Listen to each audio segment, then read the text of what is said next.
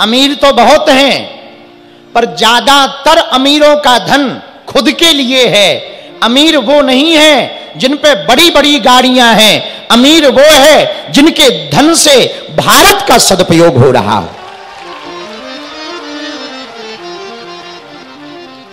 और ये भगवान की इन पर कृपा है कि ये स्वयं तो कथा का आनंद लूट ही रहे हैं, स्वयं तो पात्र बने ही हैं। हजारों लाखों शिवपुरी ग्वालियर चंबल क्षेत्र के प्रियजनों को कट्टर सनातनी बनाकर रामकृष्ण भक्ति की धारा में डुबकी लगाकर इन्होंने मानो अपने कई पूर्वजों का बेड़ा पार कर दिया है। एक बात हम बोले, अतिशयोक्ति मत मानना। जितने कथा यजमान श्रोता बने बैठे हो, एक बात हम दावे से व्यासपीठ से कह सकते हैं, आज आपके पूर्वज ऊपर बैठे बैठे आशीर्वाद दे रहे होंगे कि धन्य भाग्य है हमारे वंश में ऐसी बेटी, ऐसा बेटा हुआ जो भगवान के चरित्र को सुनकर के हम सबको कृतार्थ कर रहा है।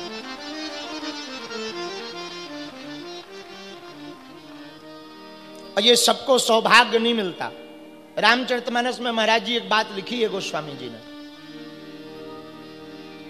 बिनु सत्संग विवेक न होई, राम कृपा बिनु सुलभ न सोई।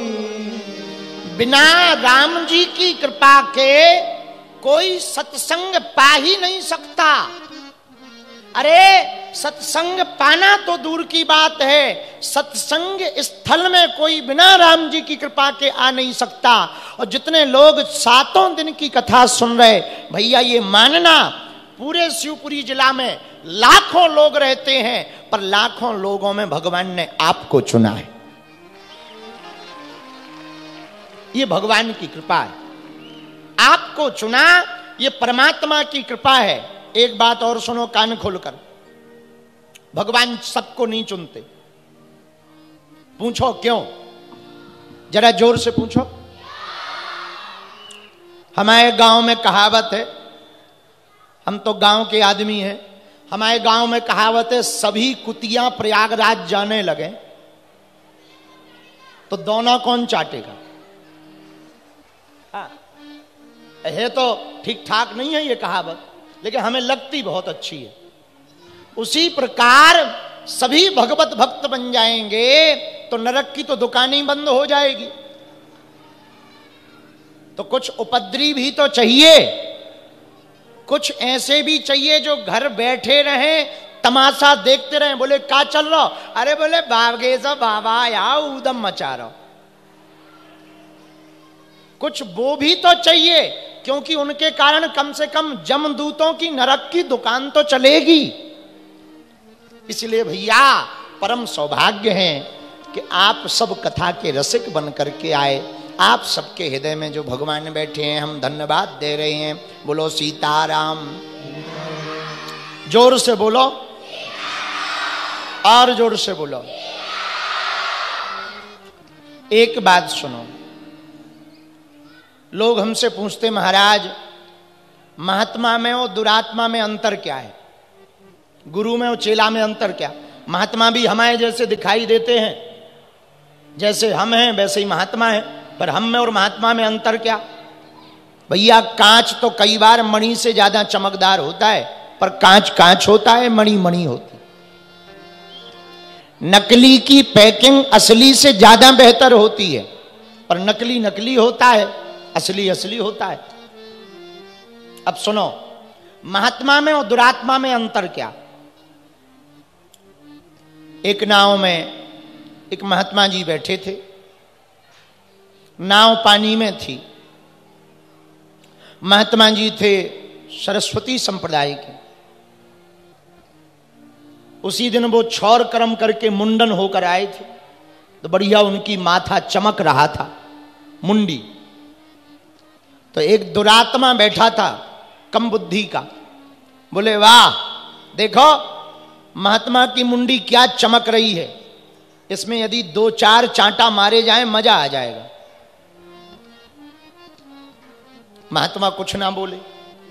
भगवान बोले, कहो महात्मा, जिस नाव पे बैठे हो ये तुम्हारा अपमान कर रहा है, नाव पलटा दे। महात्मा बोले, प्रभु नाव मत पलटाओ, पलटाना ही है तो इसकी बुद्धि पलटाओ। ये है महात्मा। महात्मा जो सबका हित चाहे, महान चासौ आत्मा सा महात्मा, जिसकी आत्मा महान हो गई वो महात्मा है। साधु भेष से नहीं बनता, साधु स्वभाव से बनता। जो जन का कल्याण चाहे वो साधु है, भले ही वो पैंट शर्ट में क्यों ना हो। जो केवल अपना कल्याण चाहे वो दानव। जो अपने साथ साथ दूसरों का कल्याण चाहे वो मानव।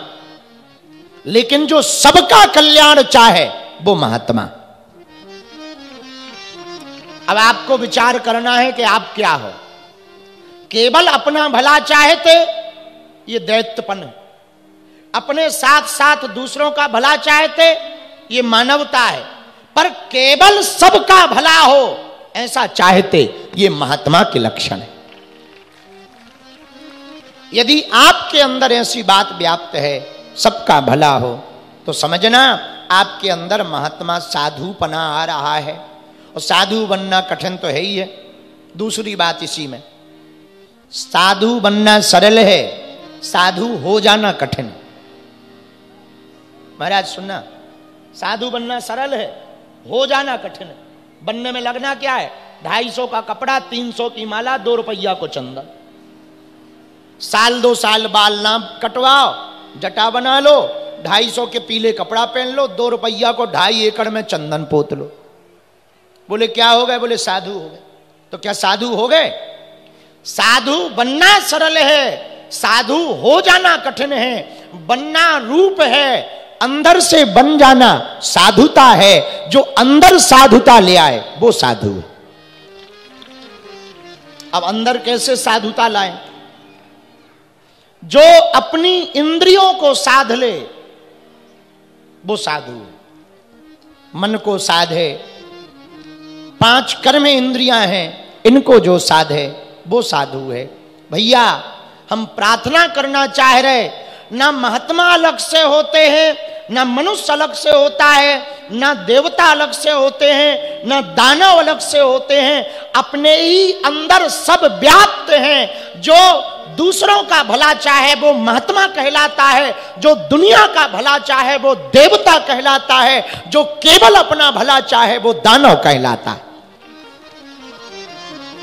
कोई अलग वृत्ति नहीं है, अपने अंदर ही वृत्ति व्याप्त है। और जो अपने अंदर की वृत्ति को सुधार लेता है वही सिद्धियां, प्रसिद्धियां, उपाधियां पा जाता है। बोलो सीताराम।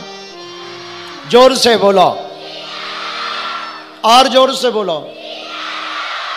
इसलिए शिवपुरी के पागलों, हम एक बात आपसे प्रार्थना आज की कथा के प्रारंभ में करना चाह रहे। आप जितना बाहर का रंग रूप संभालते हो, काश उससे आधा भी यदि अपने अंदर के विचारों को शुद्ध कर लो तो आपका जीवन परिवर्तित हो जाएगा। जीवन जीने का ढंग बदल जाएगा। दुख भी बाहर नहीं है, अंदर है, और सुख भी बाहर नहीं है, अंदर है। जैसे मन में कामना करो कि हम कथा में गए हैं, हमें आगे बैठने मिलेगा, और नहीं मिला, चलो दुखी हो गए। हो गए कि नहीं? और मन में विचार किया कि चाहे जहां बैठने मिल जाए सबसे लास्ट में, पर कथा सुनेंगे और धोखे से तुम्हें आगे मिल जाए तो तुम सुखी हो जाते हो कि हमने तो ये सोचा था, हो ऐसा गया। मन जिसे स्वीकार कर लेता है वो सुख हो जाता, मन जिसे अस्वीकार कर देता है वो दुख हो जाता। एक बार 2 महात्मा वन में रहते थे, जंगल में, तो तूफान आया तो वापस आए। झोपड़ी में रहते थे, तूफान में आधी झोपड़ी उड़ गई। जब आधी झोपड़ी उड़ गई तो दोनों महात्मा वापस लौटे। बोले चलो भाई, तूफान बहुत तेज आया, देखते हैं अपना बचा कि नहीं। जैसे ही आए आधी झोपड़ी उड़ गई। तो एक महात्मा हंसे और एक रोए। तो किसी ने पूछा कि तुम हंस क्यों रहे? अरे बोले भगवान की बड़ी कृपा है, इतना तेज तूफान चला फिर भी आधी झोपड़ी बच गई। भगवान को हमारी चिंता थी कि रात कैसे गुजारेंगे, इसलिए हम हंस रहे हैं। दूसरा महात्मा रो रहा था। बोले तुम रो क्यों रहे? अरे बोले बताओ तो भगवान को शर्म नहीं आती है, हम इतना भजन करते हैं फिर भी आधी झोपड़ी उड़वाते हैं। एक ही जगह एक हंस रहा है एक रो रहा, दोनों के विचार अलग अलग, इसलिए एक हंस रहा है एक रो रहा। मन की वृत्ति में एक ने कामना रख रखी इसलिए दुखी है, एक निष्काम हो गया सो सुखी है। अब दूसरी बात सुनो।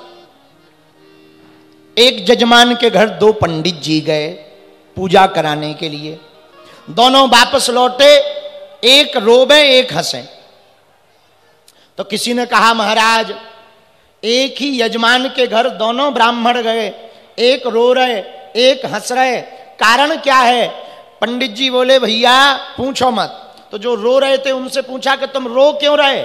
बोले महाराज हम जिस यजमान के घर गए थे वो बड़ा अमीर आदमी है, हमने सोचा 5,000 रुपया दक्षिणा में देगा, पर निकम्मा कंजूस निकला 50 रुपया दिए, इसलिए रो रहे हैं। और दूसरे वाले से पूछा कि तुम हंस क्यों रहे हो, क्या तुम्हें ज्यादा मिल गए? बोले नहीं नहीं, मिले तो हमें भी 50 ही है, पर हमने पहले ही सोच लिया था है जरूर अमीर पर महाकंजूस है, 5 रुपया देगा, पर 50 मिल गए इसलिए हंस रहे।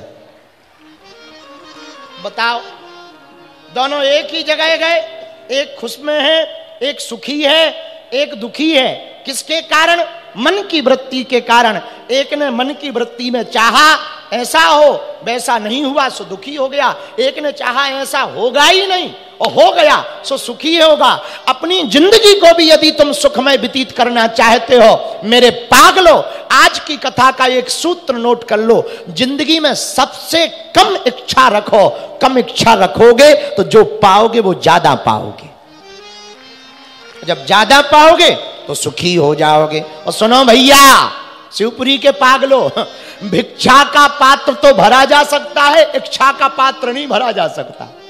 हाँ, भिक्षा का पात्र तो भर सकते हैं, इच्छा का पात्र नहीं भरा जा सकता। जीने के लिए तो 2 रोटी भी बेहतर होती है, 2 रोटी मिल जाए सो भी लोग जिंदगी जी लेते, और कम पड़ जाए तो पूरी दुनिया भी मिल जाए तब भी कम पड़ जाती है। बोलो सीताराम, जोर से बोलो और जोर से बोलो। इसलिए भैया जो मिला है वो कम नहीं है, जो नहीं मिला उसका कोई गम नहीं है, जो मिलेगा वो एक ख्वाब है, जो तुम्हें अभी मिला यही लाजवाब है। इसलिए जो पा लिया इसी में खुश रहो। बोलो सीताराम, आनंद में रहो, वरना टेंशन है तो जिंदगी में बनी ही रहनी है। जो सबसे पीछे खड़े हैं वे और ज्यादा टेंशन में, जो पीछे हैं वे सोच रहे काश हम आगे होते, जो आगे हैं वे सोच रहे काश हम ऊपर बैठे होते, जो मंच पे बैठे वे सोच रहे काश हम बगल में होते, और जो बगल में हैं वे सोच रहे काश हम गुरुजी की जगह होते।